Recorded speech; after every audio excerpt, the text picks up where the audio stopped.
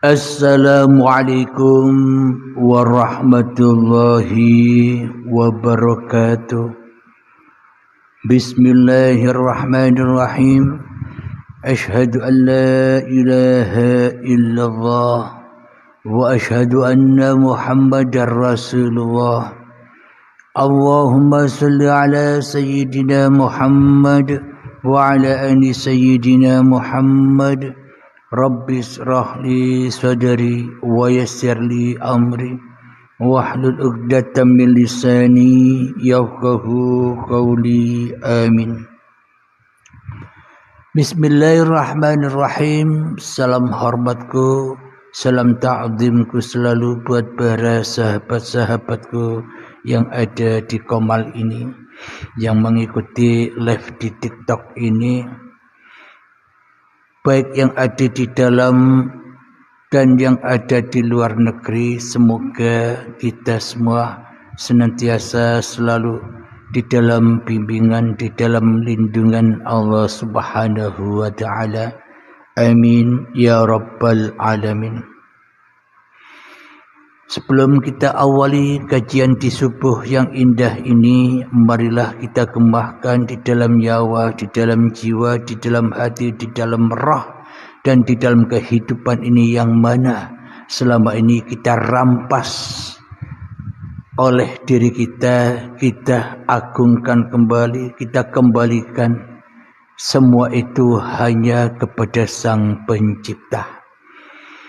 Subhanallah walhamdulillah wa la ilaha illallah wallahu akbar wa la hawla wa la quwwata illa billahil aliyil azim. Sadaqallahul azim. Di subuh yang indah ini kita akan mengunggah sebuah tema, kamu mengerti aku dan aku mengerti kamu. Wajib bagi Allah untuk mengerti aku. Tidak wajib bagi aku untuk mengerti Allah. Apa maknanya ini? Wajib bagi Allah untuk mengerti aku dan aku tidak wajib mengerti Allah. Seolah-olah kita selama ini di dalam beragama, seolah-olah selama ini kita di dalam bertuhan, dan seolah-olah kita selama ini di dalam ibadah-ibadah yang kita lakukan, seolah-olah kita yang mengerti Allah. Di dalam pengaplikasian adalah yang paling tahu maksud-maksud ayat-ayat Allah tersebut. Sebenarnya kita tidak wajib tahu Allah. Sebenarnya kita tidak wajib mengerti Allah. Yang wajib tahu diri kita, Allah lah yang wajib tahu diri kita. Dan Allah lah yang wajib mengerti diri kita. Bukan sebaliknya seolah-olah kita yang jadi Tuhan. Seolah-olah kita yang paling mengerti, yang paling tahu Tuhan. Itu kebalikannya. Maknanya bila kita masih merasa yang paling tahu, maknanya bila kita masih merasa yang paling mengerti akan Tuhan, sejatinya kita jauh dari Tuhan itu sendiri. Kenapa sebenarnya kita sudah jauh dari Tuhan itu sendiri? Karena yang jadi Tuhan bukan Tuhan, tapi yang jadi Tuhan ciptaan Tuhan, yang merasa jadi penguasa masih hawa nafsu kita sendiri. Itu yang dimaksud bahwa semakin manusia merasa bermakrifat, semakin manusia merasa tahu Allah, semakin manusia merasa paling mengerti Allah, sebenarnya manusia itu paling jauh, paling tidak mengerti kepada Tuhannya. Bila kita masih merasa makrifat kepada Allah, tanda buktinya bahwa kita selama ini belum makrifat. Kebalikannya, kalau kita selama ini sudah merasa bersyahadat kepada Allah, namun kebalikannya, yang kita syahadati, yang kita esakan, yang kita tunggalkan, yang kita ahadkan di dalam dada kita selama ini, masih diri kita sendiri yang merasa kenal syahadat, yang merasa kenal Allah, yang merasa bisa menyaksikan Allah. Semuanya masih di dalam ma'rifatun nas. Manusianya yang merasa bermakrifat ya jauh dari makrifatullah itu sendiri. Namanya saja makrifatullah, berarti yang wajib makrifatkan hanya Allah. Namanya saja manusianya gaib, tidak ada sebelum diciptakan. Kok sekarang ngaku-ngaku wujud, ngaku-ngaku ada? Allah sebagai sang pencipta, Allah sebagai sang pembuat, Allah sebagai sang penguasa digaibkan. Beralih manusianya yang merasa jadi sang penguasa atas dirinya sendiri, atas hal yang bukan ciptaannya. Manusia berkuasa atas hal yang bukan buatannya. Manusia merasa berkuasa atas hal yang bukan dirinya yang menciptakan, yakni hidup dan badan ini. Akhirnya ya manusianya jadi Allah, tidak terasa. Manusianya jadi Tuhan, tidak terasa. Seolah-olah aku wajib dimengerti oleh Allah. Maknanya aku mengerti Allah, seolah-olah manusianya yang mengerti Allah, bukan Allah yang mengerti manusia. Kenapa Allahnya gaib, tidak ada? Bagaimana mungkin Allah bisa mengerti manusia, sedangkan manusianya minta-minta dimengerti oleh Tuhannya, minta-minta dimengerti oleh Allahnya dengan doa-doanya. Seolah-olah manusia yang paling tahu atas kebutuhan-kebutuhan dirinya. Allah tidak tahu apa-apa. Apa buktinya? Manusia sering berdoa. Guna untuk apa? Menghadap hawa nafsunya, bukan menghadap Allah di dalam berdoa itu. Apa buktinya manusia menghadap iblis, setan, hawa nafsunya di dalam doa-doanya? Manusia tak menghiraukan Allah, tapi manusia yang dipandang, yang dikedepankan hanya tujuan doa-doa, keinginan-keinginan hawa nafsunya sendiri yang dikedepankan, yang disaksikan, yang dilihat di dalam doa-doa dan ibadah-ibadahnya. Berarti nyembah apa itu? Hayu nyembah dirinya sendiri, nyembah kebutuhan-kebutuhannya sendiri, seolah-olah manusialah yang paling tahu dirinya. Allah tidak tahu diri kita.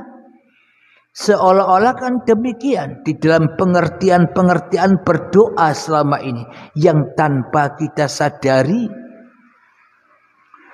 Ud'uni astajib lakum.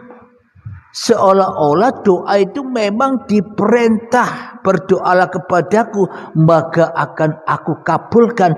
Bagaimana mungkin kita berdoa kepada Allah? Kepada Allah saja kita tidak tahu, kepada Tuhan saja tidak tahu.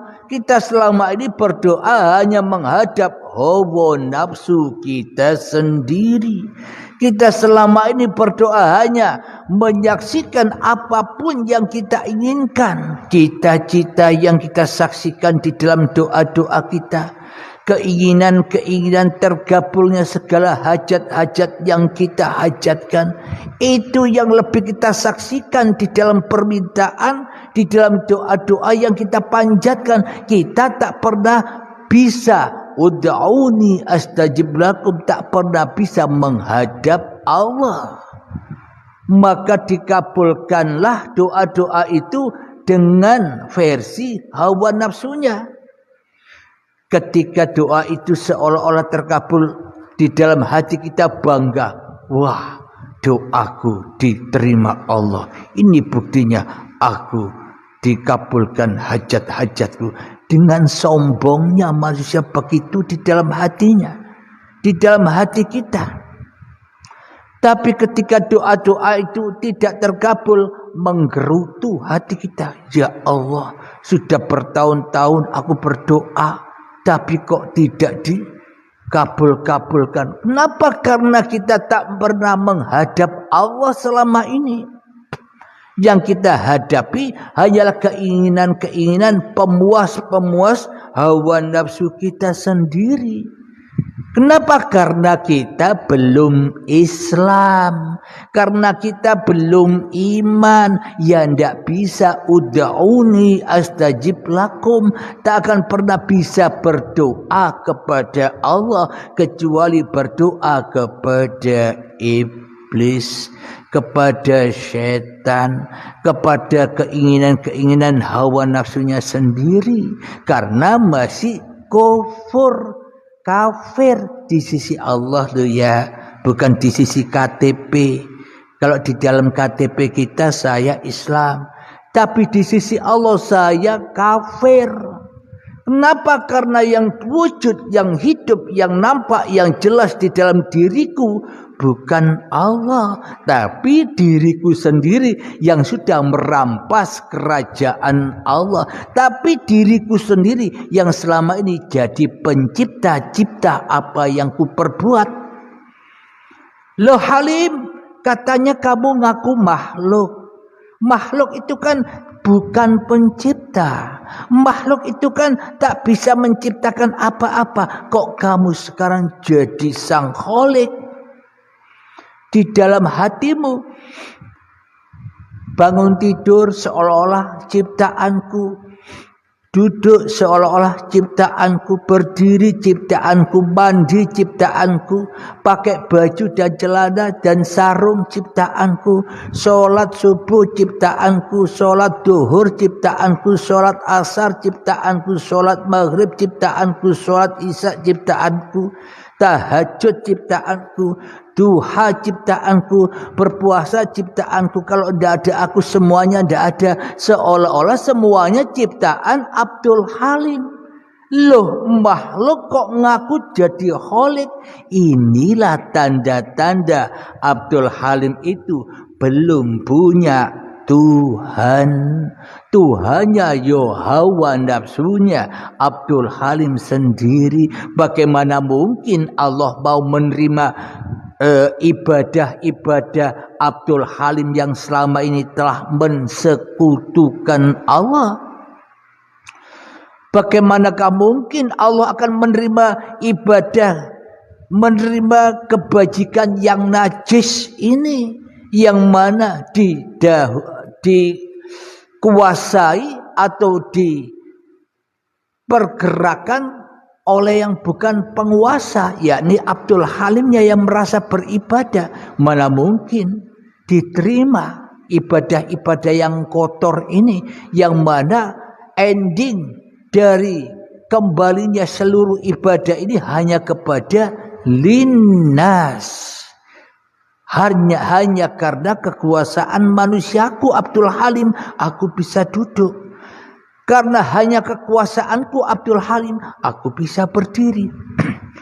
Karena kekuasaanku Abdul Halim aku bisa sholat, aku bisa tahajudan, aku bisa berpuasa, aku bisa berzakat, berhaji, berumroh dan sebagainya. Bagaimana mungkin semua perilaku sebuah pekerjaan yang bukan dilakukan oleh Allah, yakni masih disekutukan oleh makhluknya yang bernama Abdul Halim ini, bisa diterima oleh Allah ketika Abdul Halimnya masih ada. Muhal, angen-angen, bayangan, halusinasi saja kita mengharap-harap semua ibadah-ibadah yang kita lakukan sejak detik-detik akil balik tiba sampai setua ini muhal diterima oleh Allah karena belum ketemu Allah. Muhal diterima oleh Allah karena belum jumpa Allah. Muhal diterima oleh Allah karena kita masih jadi Allah. Manusianya masih jadi Allah, rakroso, rasadar, saking sombongnya manusia. Inilah lambang atau inilah yang disebut, yang diceritakan di dalam Al-Quran, setan-setan yang terkutuk. Ya Abdul Halim ini loh, ketika Abdul Halimnya masih lebih berkuasa daripada Allah, seolah-olah aku mengerti Allah. Ini babakan bahasan secara syariatnya. Seluruh manusia mencari Tuhannya lewat bawah, lewat syariat, lewat toreko, lewat hakikat, lewat makrifat. Toh ending-endingnya syariatun nas. Toh ending-endingnya toreko tunas. Toh ending-endingnya hakikatun nas. Toh ending-endingnya ma'rifatun nas. Masih manusianya yang jadi Tuhannya syariat. Masih manusianya yang menjadi Tuhannya torekohnya. Masih manusianya yang menjadi Tuhannya hakikatnya. Dan masih manusianya yang masih menjadi Tuhannya ma'rifatnya. Karena manusianya merasa ma'rifatullah ya tambah jauh dari Allah.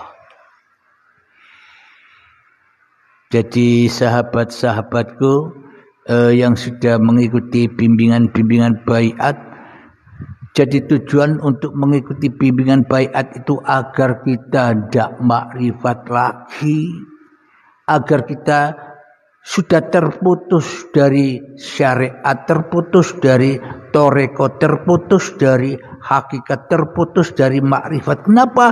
Karena syariat, karena toreko, karena hakikat, karena makrifat itu Allah. Jadi mengembalikan syariat itu kepada syariatullah yang diemban oleh Kanjeng Nabi Muhammad. Torekoh itu dikembalikan kepada torekotullah yang diemban oleh baginda Rasulullah. Jadi hakikat itu dikembalikan kepada hakikatullah yang diemban oleh para nabi dan para rasul. Jadi makrifat itu dikembalikan kepada makrifatullah yang diemban para kekasih-kekasih Allah. Jadi intinya manusianya ketemu, enjoy saja, nonton bioskopnya Allah sambil makan popcorn. Tidak disiksa-siksa lagi jaga syariat, tidak disiksa-siksa lagi jaga toreko, tidak disiksa-siksa lagi jaga hakikat, tidak disiksa-siksa lagi jaga makrifat, apalagi jaga-jaga Allah. Sombong amat manusia ini. Manusia yang bukan apa-apa, manusia yang bukan siapa-siapa, kok jaga-jaga apa-apa, kok jaga-jaga siapa-siapa. Yang tidak ada kok jaga yang ada. Mestinya yang ada menjaga yang tak ada. Mestinya yang ada menciptakan yang tidak ada. Inilah yang dimaksud aku mengerti Allah. Manusianya yang mengerti, Tuhannya seolah-olah manusianya paling mengerti daripada Tuhannya itu sendiri. Alhamdulillahirabbil alamin. Akan tetapi bagaimanakah caranya agar kita bisa kembali kepada Allah? Ya jadikanlah Allah yang mengerti aku, bukan aku yang mengerti Allah. Bila Allah yang mengerti aku, bebaslah kita dari segala huru haranya dosa, huru haranya kekiamatan, huru haranya fahsya wal mungkar ini. Jadi kiamat itu ada kiamat sugro, kiamat kecil dan kiamat kubro. Kiamat kecil adalah ketika datang detik-detik akhir balik tiba, maka kiamat kecil datang. Apa kiamat kecil itu? Hancur leburnya kerajaan Allah. Hancur leburnya Allah sebagai Tuhan. Hancur leburnya Allah sebagai penguasa. Hancur leburnya langit dan bumi yang selama ini punya Allah diambil alih oleh manusianya. Langit dan bumi, hidup dan badan telah diakui oleh manusianya saat detik-detik akhir balik. Itulah kekiamatan. Kiamat sugro, kiamat kecil. Sudah mengalami kiamat, lalu bangkit. Siapa yang bangkit? Hawa nafsu. Yang bangkit hawa nafsunya, dan semua peristiwa yang ada di dalam ini, di dalam dunia ini selalu berending, selalu berakhir di dalam neraka, di dalam hawa nafsu, di dalam anar, ya hangus semuanya. Salatnya hangus, ibadahnya hangus, ngajinya hangus, amal ibadahnya hangus. Dengan inilah kita sekarang baru tahu, ternyata amal ibadahku, agamaku, keislamanku sejak detik-detik akhir balik sampai setua ini, ternyata aku tidak menyadari bahwa semua itu tertolak, tidak diterima. Kenapa? Karena kita yang jadi penguasa, karena kita yang mengambil alih kerajaan Tuhan, karena kita yang mengambil alih kekuasaan Tuhan, karena kita yang mengambil alih kehidupan Tuhan, karena kita yang mengambil alih kewujudan Tuhan. Kita yang jadi Tuhan, merasa yang paling wujud daripada Tuhan, Tuhannya gaib. Lah bila Tuhannya gaib, dikemanakan ini semua? Kebaikan kita, ibadah kita, zikiran kita dikemanakan semua? Kalau tidak dihanguskan di dalam anar, di dalam linapsi setiap diri manusianya. Karena manusianya masih jadi Tuhan, karena aku merasa mengerti Allah. Bagaimana lalu bila kita ingin kembali kepada Allah? Caranya bagaimana? Ya Tuhan nafsul mutmainnah, wahai jiwa-jiwa yang tenang. Bagaimana sih caranya agar jiwa kita bisa tenang? Irji'i ila rabbiki radiyatan mardiyah.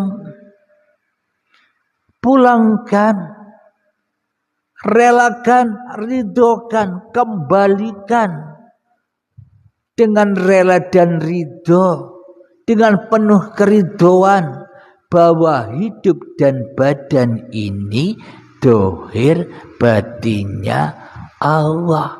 Dengan rela dan ridho lo ya, di dalam mengikuti bimbingan-bimbingan baiat. Bila rela dan ridhonya masih rela dan ridho secara palsu, masih bayangan-bayangan saja, ya selamanya tak akan pernah menemukan kedamaian. Selamanya tak akan bisa menemukan ke-enjoy-enjoyan. Tapi selamanya hanyalah menemukan ketakutan-ketakutan saja hidup di dunia ini. Jadi syaratnya harus rela ridho bahwa hidup dan badan ini milik Allah, bukan milik manusianya. Bila hidup dan badan ini sudah menjadi milik Allah, maka damai, bahagia, tentram, aman, sentosa, bahagia jiwa kita di dalam tiap detik per detik di dalam kehidupan ini. Kenapa? Karena Allah yang tahu kita, Allah yang mengerti kita, Allah yang mengerti aku, bukan aku yang mengerti Allah. Bila Allahnya yang mengerti aku, bagaimana mungkin kita bisa berbuat dosa dan salah? Sedangkan hanya Allah yang mengerti aku, bukan aku yang mengerti Allah. Bila Allah mengerti aku, kita apa tugasnya? Haulahu linuriyahu min ayatina, ia hanya nonton biskupe Allah, ora dadi apa-apa, mung dadi penontone urip. Ini bisa ditempuh bagi sahabat-sahabat yang sudah mengikuti bimbingan-bimbingan baiat. Alhamdulillahirabbil alamin.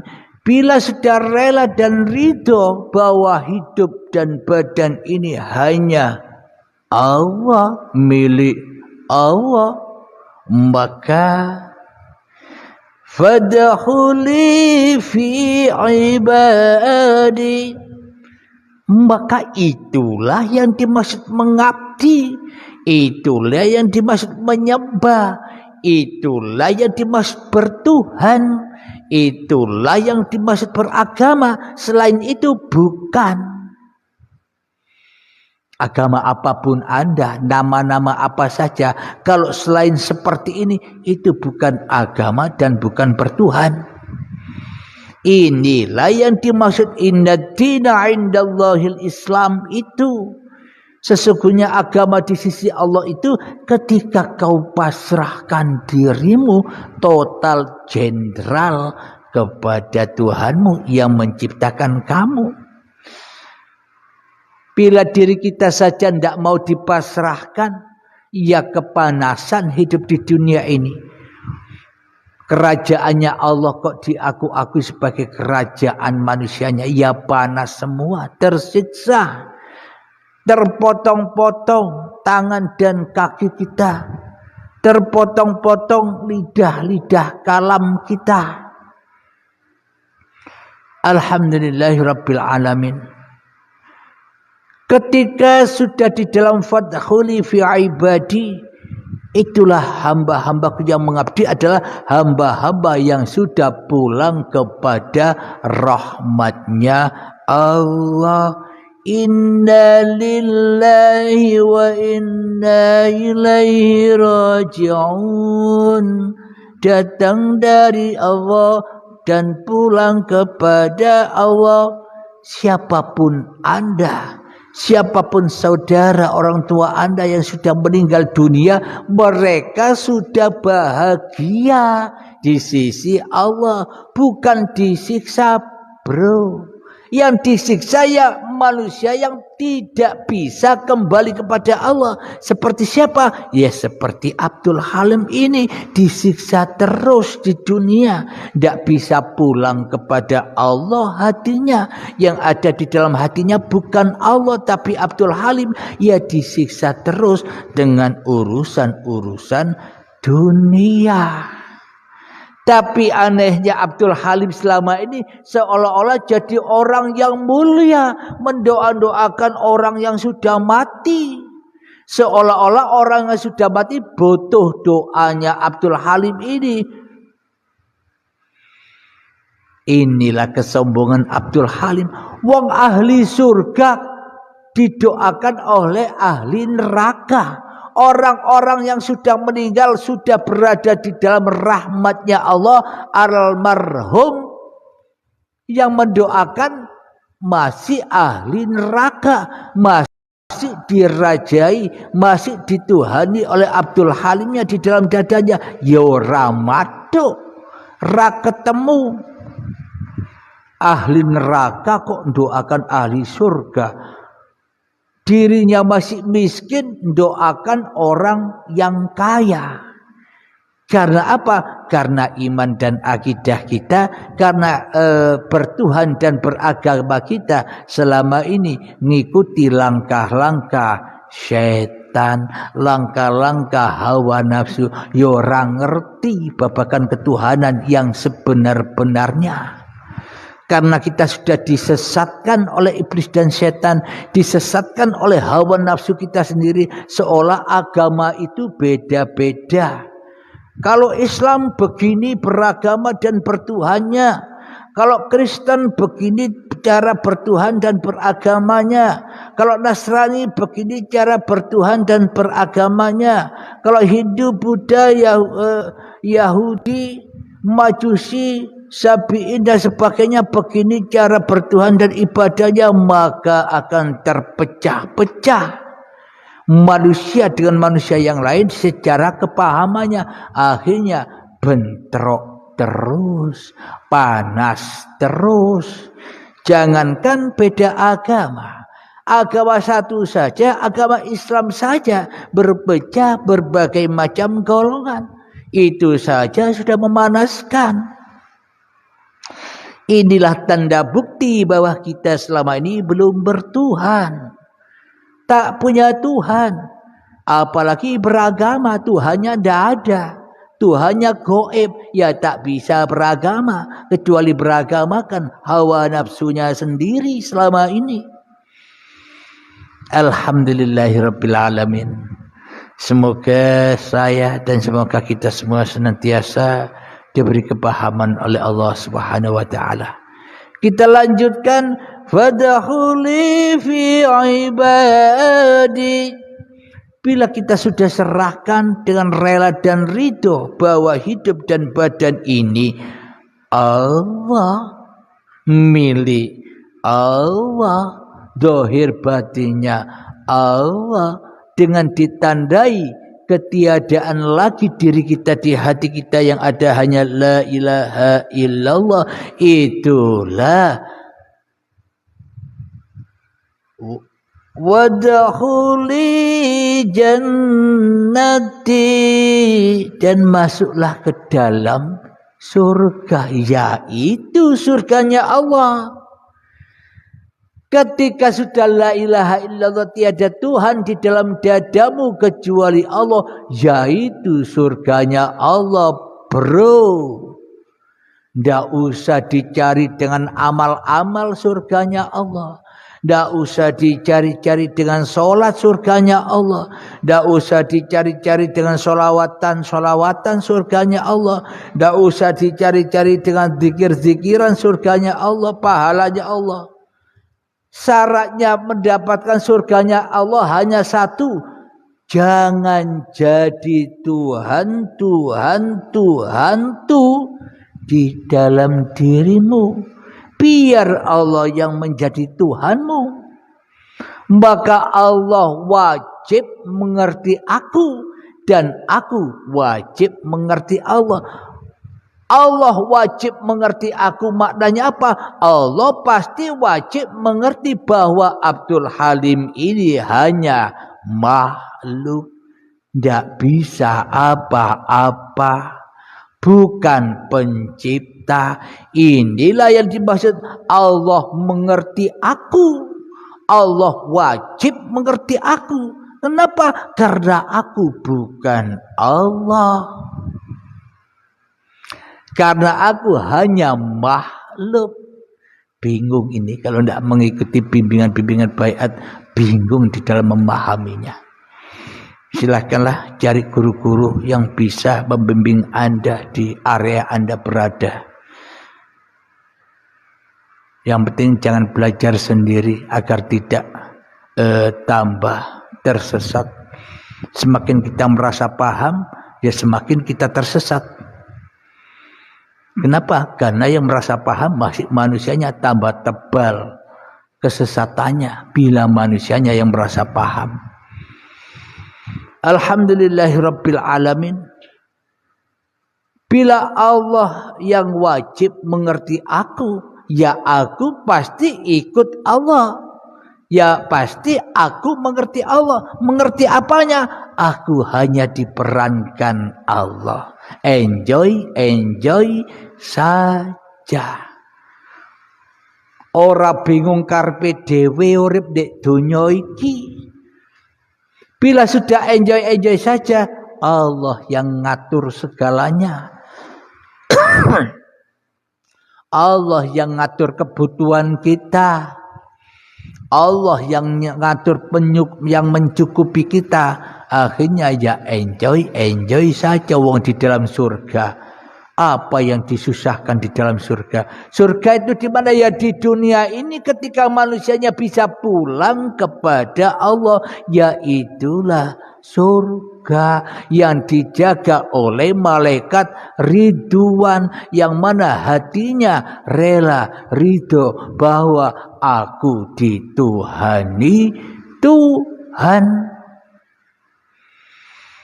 Lalu neraka itu di mana? Di dalam hati manusia yang masih merasa memiliki al-malik, al-muluk, yang masih erat besar kepemilikan hawa nafsu manusianya. Hidup merasa dimilikinya, badan merasa dimilikinya, kekuasaan, harta, ilmu, ibadah seolah-olah hanya miliknya. Inilah al-malik, al-mulk, penjaga neraka panas. Sholat ibadahnya panas, hancur, terbakar. Mending Allah wajib mengerti aku daripada aku mengerti Allah. Namun bila Allah mengerti aku, ya pasti aku wajib mengerti Allah. Kenapa? Karena tanpa Allah aku ndak ada. Tanpa Allah aku ndak wujud. Tanpa Allah aku ndak hidup. Tanpa Allah aku ndak ada kuasanya sama sekali. Kenapa? Karena la haula wala quwata illa billah. Semuanya di dalam genggaman dan kekuasaan Allah. Jadi bila manusianya sudah Allah wajib mengerti aku, maka aku wajib mengerti Allah. Bila Allah mendatangkan diriku ke dunia ini, pasti aku pulang kepada Allah. Apapun yang terperan di dalam diriku, semuanya hanyalah maunya Allah. Kita harus apa? Enjoy saja. Alhamdulillahirabbil alamin. Semoga saya khususnya dan semoga kita semua senantiasa dipahamkan oleh Allah Subhanahu wa taala. Amin ya rabbal alamin. Sebelum kita akhiri kajian di subuh yang indah ini, marilah kita gemahkan salawat dari Mindaful Balad. Allahumma salli ala sayyidina Muhammad wa asghiri zalimin bi zalimin. Allahumma salli ala sayyidina Muhammad wa asghiri zalimin bi zalimin.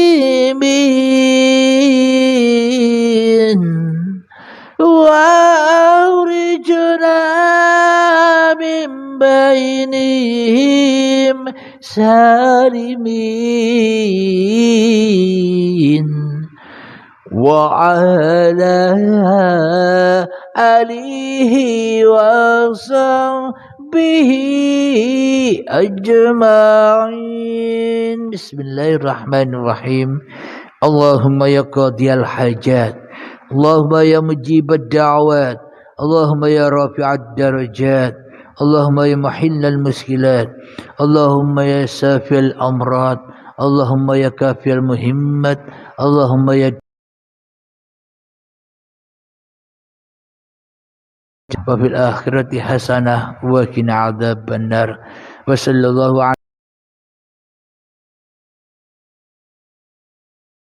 على رب العالمين. آخر كلام، السلام عليكم warahmatullahi wabarakatuh.